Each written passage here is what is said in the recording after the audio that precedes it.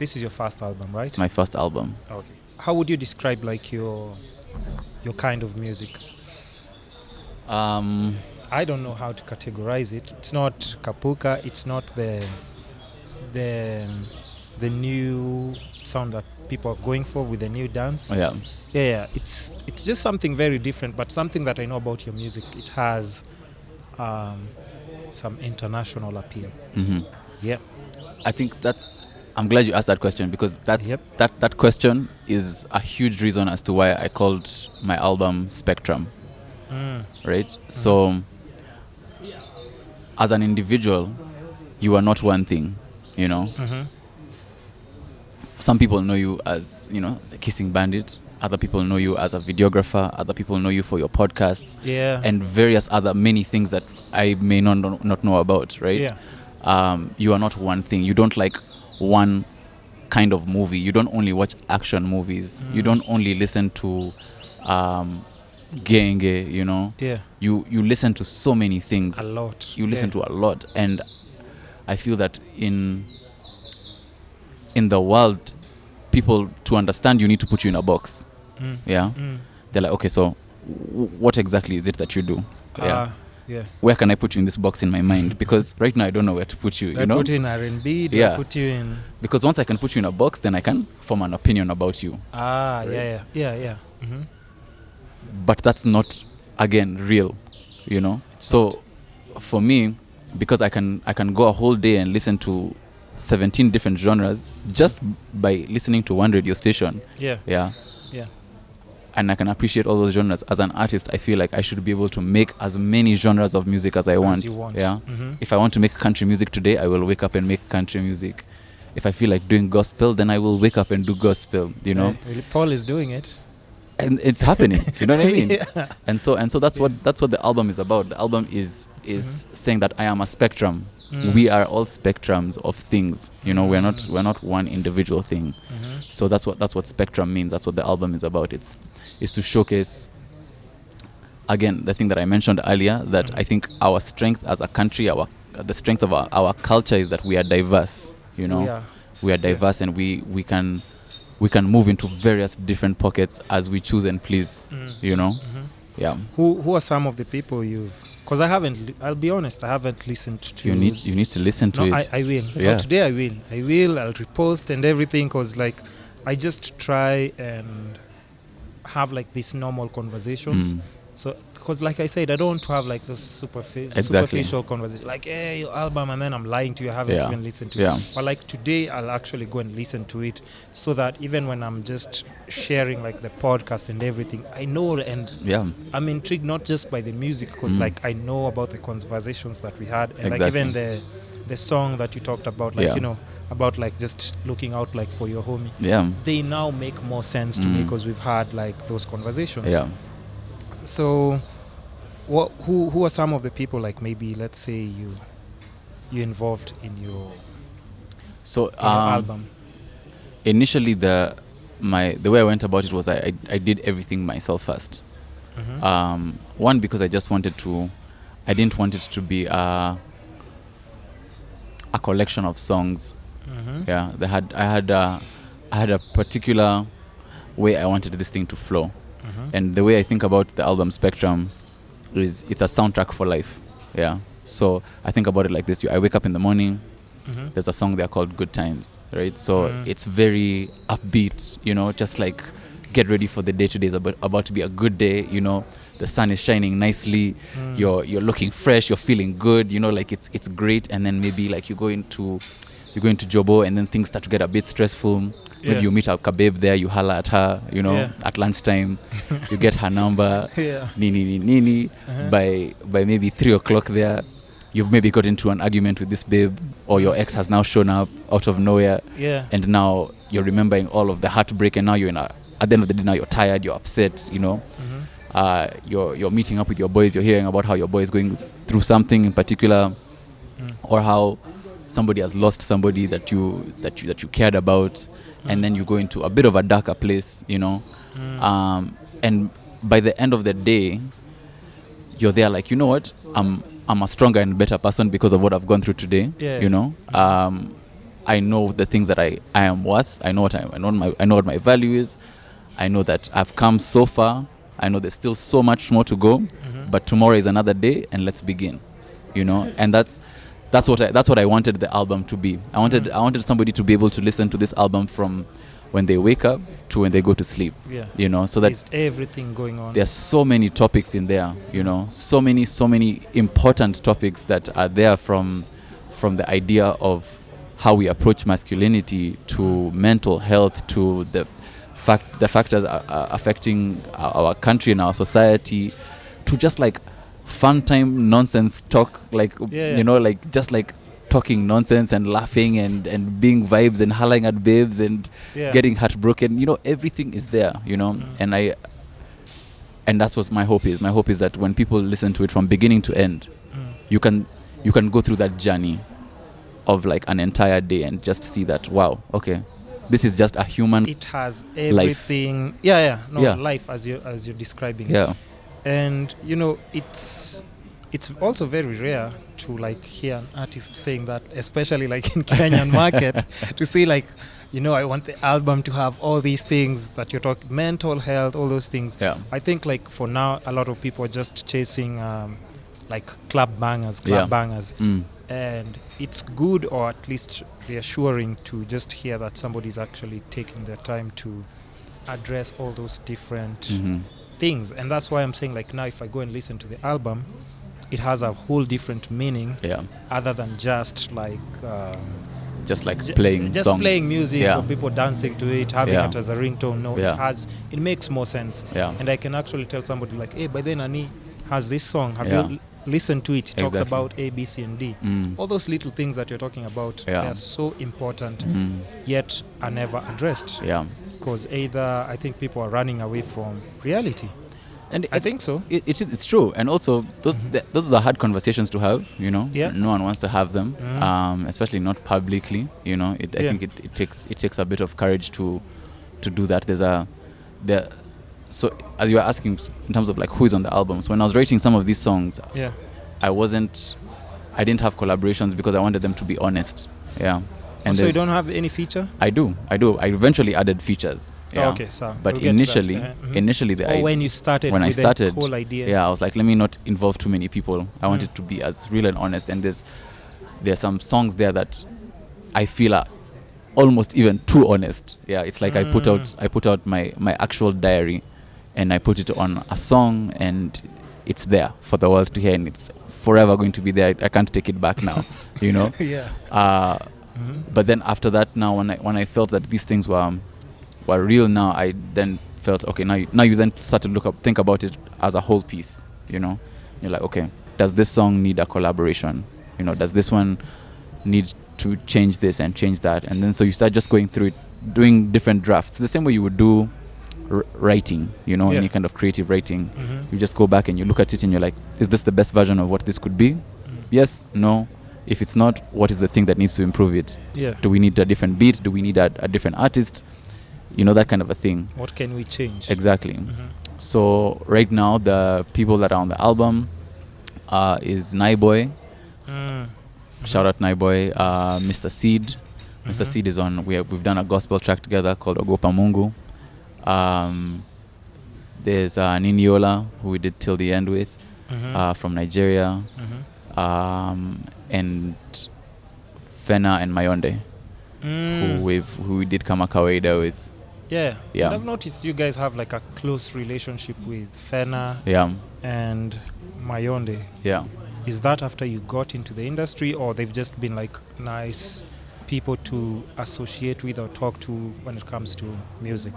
I think with Mayonde, I got closer to her, I think, when we started making music. And even with Fena, but Fena was probably my first friend in the entertainment scene back in 2012 when we did Dutch. So from that point, when me and Fena met at that point, we just became homies. We always say it's like we were separated at birth. We really think the same. And she's an amazing individual. She's one of my best friends to this day. She's one of the people who, like, I remember the first time I met her, and she's always the same person. She always gives you the same energy. She never changes to like, no, I'm saying the growth is there, but I'm just saying like as she's a not person, shady, she's not shady. She's not gonna see you, she'll holler and everything. Man, there's some people meet after 2 years, they're like, what? What do you mean? I need to talk to who before I talk to suddenly guy has an accent, bro. Man, this Nairobi is crazy though, but you know what I'm talking about. Absolutely. So Fena is definitely like, okay, now I understand like how the relationship and everything. So are there some people, would you say that, let's say there's a time you wanted to, because we're still talking about the album, but since we're talking about features, is there a time maybe you wanted like features with people when you're coming up and they were not open to it, and yet maybe like right now they've reached out to, hey, can we do something together? They're there? I mean, for sure. There's a lot of people who back in the day I had asked for favors or not even favors, but and to be very honest, I'll give you a real example. When I was like 15, somebody introduced me to somebody who knew Waire. And so at the time I was trying to be a rapper. So I found a way to go to Waire's studio and I got an appointment with him. And I was nervous. I had a rhyme book with papers that were just falling out. So I was there like fumbling my book like this, and he was like, rap for me, So I go and I'm like trying to rap, and I'm like, and I'm stammering, and he's like, okay, do something else. And like I did like maybe like 4, 5, 6 raps, you know. And he just told me, you're not ready. You know, you need. There's still so much work you need to do. You know, and for me, I took that as rejection. But fast forward to maybe like 2013. I was in the studio with Waire as an artist. And Waire is one of the most chilled people in the industry. Very very chill. You know, and so it's for me. I don't see it as necessarily that Ati. Back then he was you know, he was seeing me as like nothing, and then now he's seeing that things are no that's not the case at all. It's just legit. He was just telling you need to work on yourself, Kwanzaa, and then exactly. There was no, for him there was no real nini, like he couldn't be the guy to invest in me. I needed to do that first, you know. And once he's seen that, then I can be able to, now he can come in and put his Waire touch on it, you know. And so we had made a song together and everything. So that kind of thing has happened, you know, because I always choose to look at these things, all experiences, as positive experiences. There's not a wasted interaction that you will have with your life. That's true. Not one. There's always a lesson there, and if you haven't learned it, then you'll continue learning and being in the same space, you know. When you learn the lesson is when you move to the next level. And true, and it's the only way you'll start appreciating like your journey, or even when you learn something, you actually start appreciating it in a very different way. If you get certain views, you understand what those numbers mean. You definitely understand. It's not one day you just because you threw like a hot chick in the video and then it has crazy views. You won't understand the journey. Exactly. You really won't. Exactly. Okay, when it comes to just like album promo, how do you promote an album just within the Kenyan audience? How easy is it for like an artist to just like promote? Use social media, or just like what are the main ways you can really push the music out there? I think these days it's even harder to sell albums these days. The reason being is that our attention spans are so much shorter, you know. I think even for YouTube, they've now reduced the time for it to count as one view. True. Because attention spans are that short.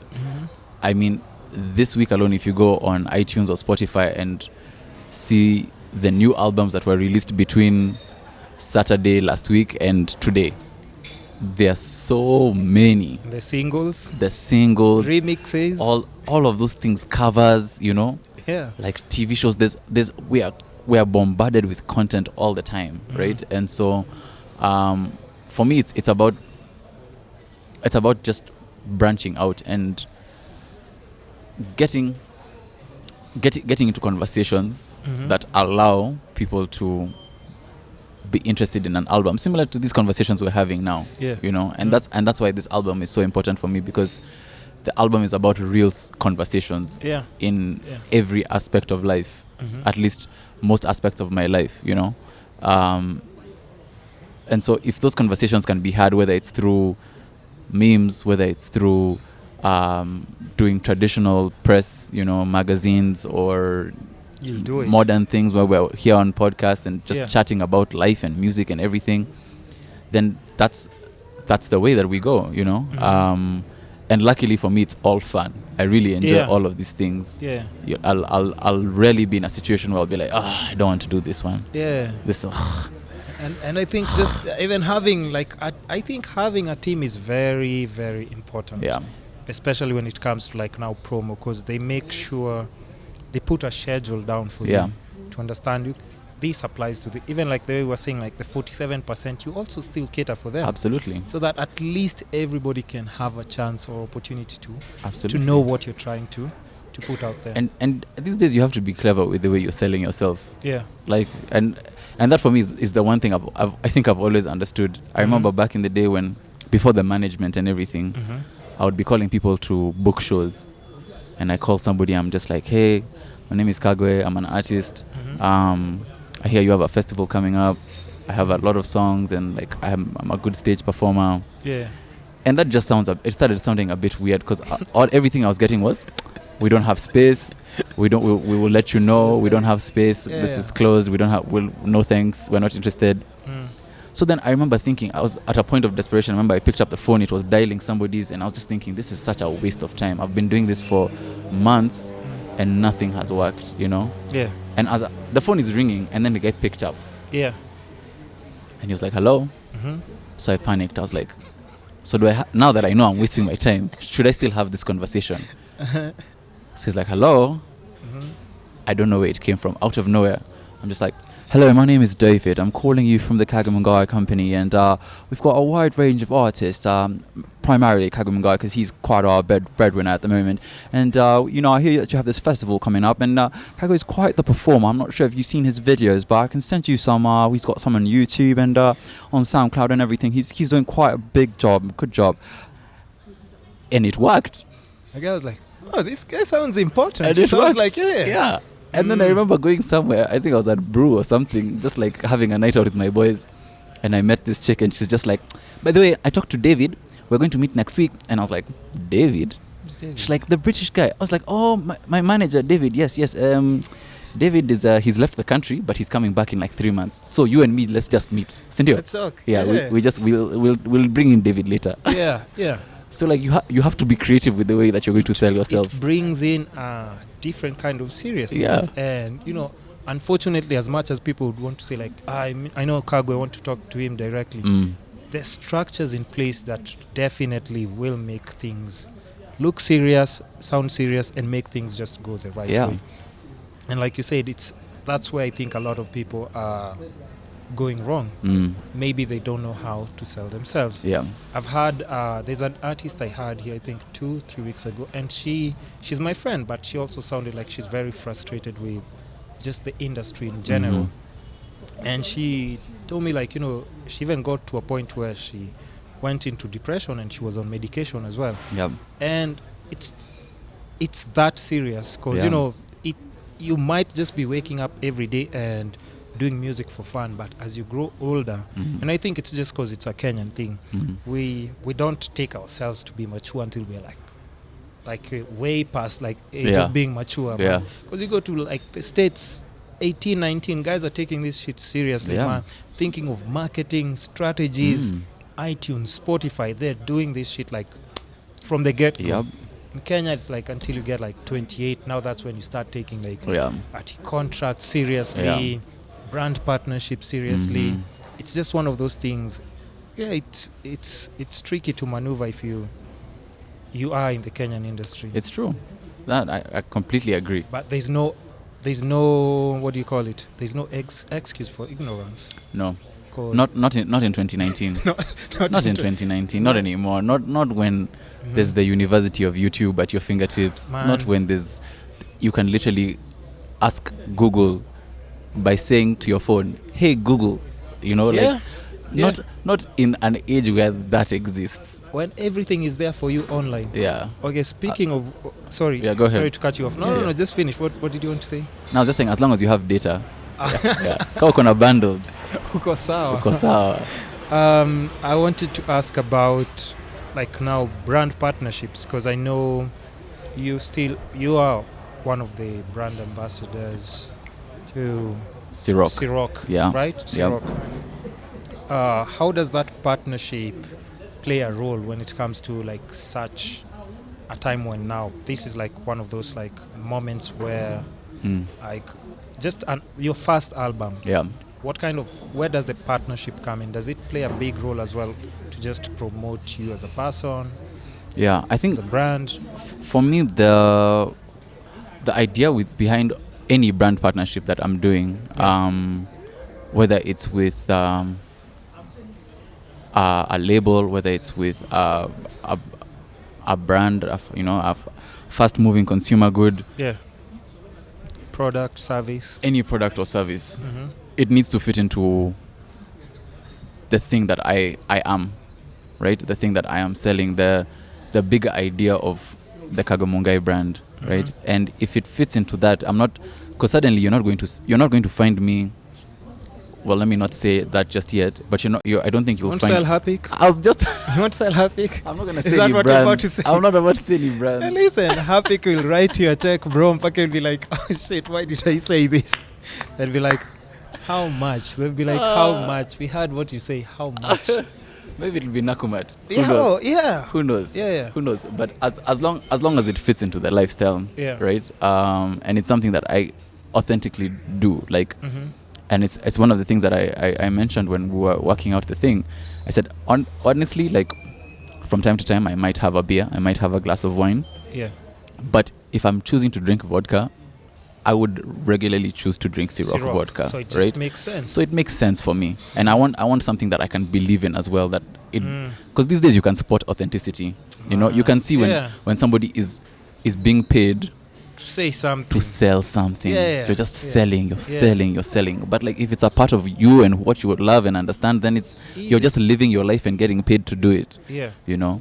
And that for me is, I think, how these brand partnerships work for me, all of them. They fit into my lifestyle.